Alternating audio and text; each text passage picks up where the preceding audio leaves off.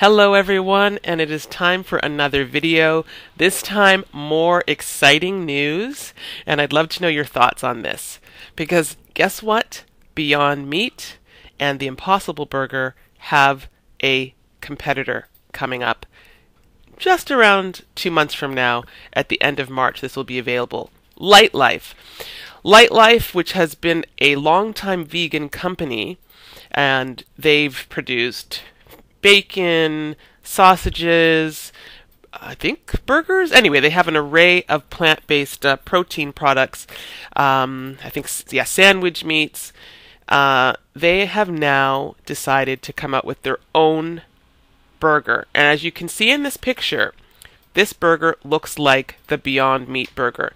Now, what's interesting about this is the fact that, as many of you know, Lightlife was purchased by Maple Leaf Foods, which in Canada is probably one of the biggest, it is one of the biggest, if not the biggest, animal slaughtering companies providing pork, beef, chicken, all this kind of stuff.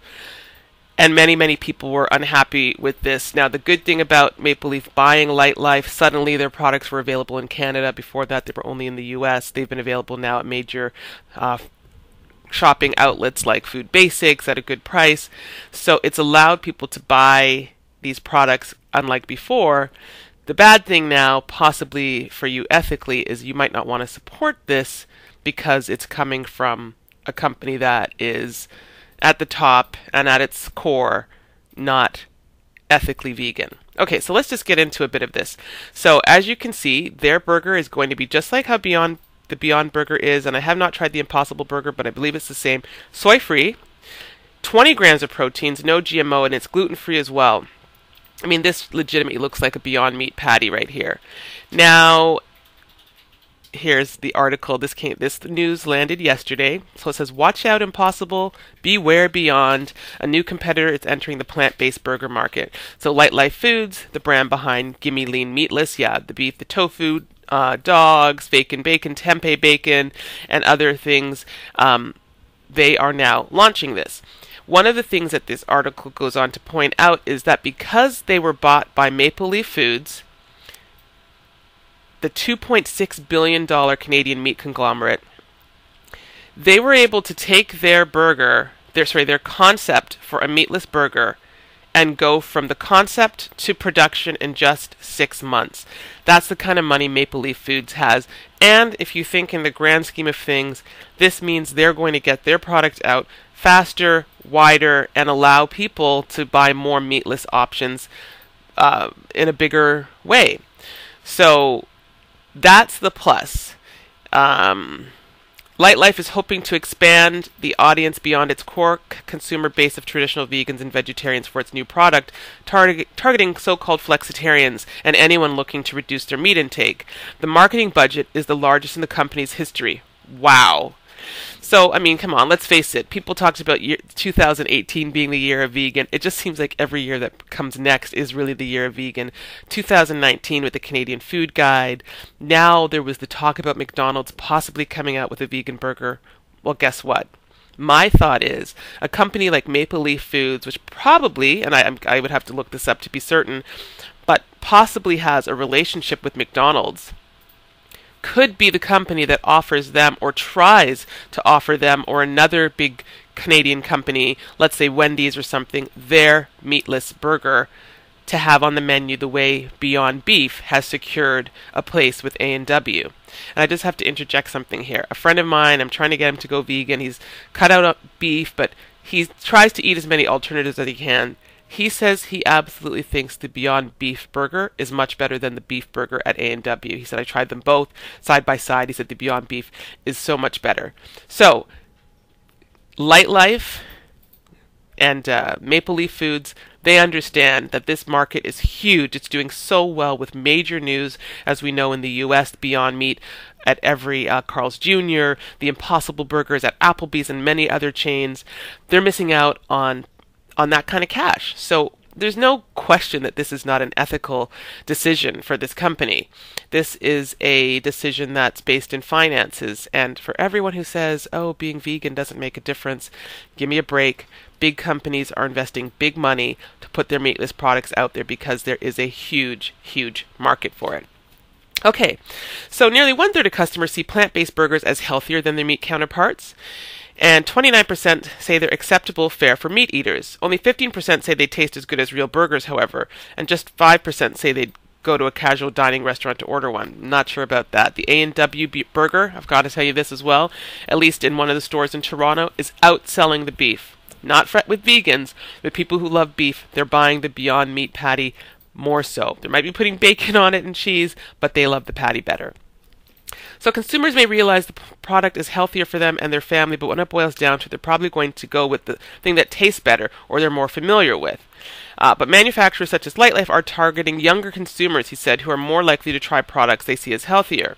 Supermarkets may prove more successful in selling these. It's easier to get to eat healthy at home, says Megan Nelson, Associate Director of Fresh Growth and Strategy at Nielsen. As plant-based burgers shift into the meat section, she said, more consumers will likely reach for them. Okay, so let's see. At Maple Leaf, expectations are high. I'm just kind of scanning some of this here, guys. And even as meat-mimicking burgers become more widely available, it has the potential to become a crowded field for a period of time. But we have a superior product offering on taste, mouthfeel, and nutritional profile. It did say that I think this is going to be getting to, I don't want to say retailers or something by the end of February, but available to the public by the end of March at least, across Canada and the US. I definitely will be trying this burger, and I will be reviewing it for you guys. The other thing is, we're going to see what the price point is. Maple Leaf, a bigger company, maybe they can afford to have the price go lower as they're able to sell more of them, but we'll see. So that will be remaining to be seen what the price point is going to be. The burger itself is pink in raw form, is juicy when cooked, and chars to a darker pink rather than the brown of real meat. The ambition is to achieve a taste and mouthfeel experience for the customer that replicates largely, if not fully, what they would experience on a burger. The Lightlife Burger will have 270 calories, the same as the Beyond Burger, and slightly more than the new Impossible Burger, which has 240, but a shorter ingredient list than both.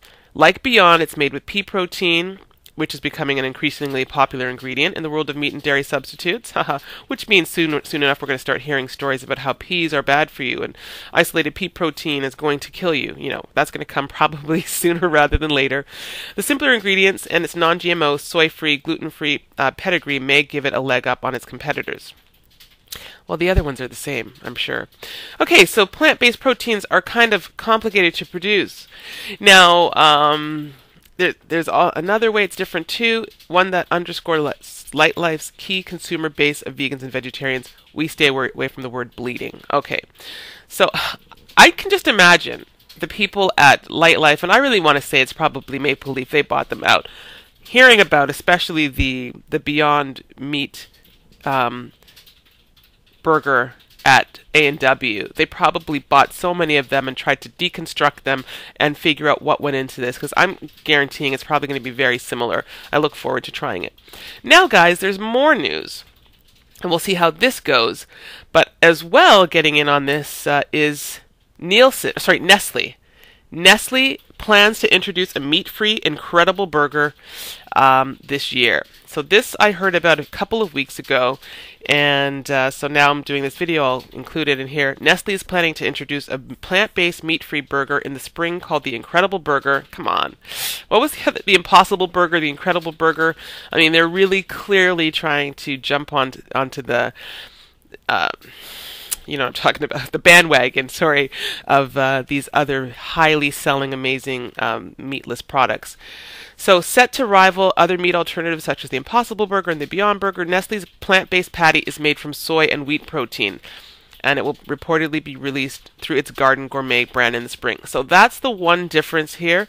They are sticking to the traditional soy and wheat gluten, just as like Gardein did. By the way, I still love the Gardein burgers. and we'll see what the price is. So the planned release comes as Nestle realigns its business strategy to adapt to the falling demand for meat and dairy products, particularly from younger consumers, due in part to ethical and health concerns. I mean, I just love hearing that. It's just amazing. So with a greater focus on this area, Laurent Freaks, Chief Executive Officer of Nestle's Americas unit, claims the company's plant-based business may reach $1 billion in sales within the next 10 years. I mean, this is big business, guys. Massively big business. So, Nestle Chief Technology Officer also says consumers who follow a vegetarian or vegan diet are among the fastest growing consumer segments. While digging deeper into consumer trends, they found they changed a bit in the last couple of years depending on how consumers define a healthy diet. Vegetarianism has never been this popular before, and it's here to stay. I'm convinced about that. So the release of the Incredible Burger would come in response to moves from other major food companies such as Unilever, which purchased Dutch meat substitute company The Vegetarian Butcher. Yes, I heard about that last month, bolstering its position in the meat-free segment. Everybody wants in on this. So what do you think? Nestle, you know, a company that many people don't necessarily like at its core. Also, Maple Leaf Foods. I mean, I love Lightlife, but what are you guys going to do? I will definitely buy both of these products, try them, review them, see what the prices are, but I fully will always be supporting Beyond Meat. And I'd love to try the Impossible Burger. The one thing we need with Beyond Meat is for there to be widespread, massive distribution across Canada and the US, and their products are a bit harder to find because they're so popular at their outlets. I did read today that they are opening up another plant as well because the demand is skyrocketing, and they're going public soon. It's a time to invest in these companies. So guys, that's this video. A bit long, but I've touched on these two major companies now coming out with beefless burgers. I'd love to know your thoughts. Will you be buying them? What do you think? And I will see you guys in the next video.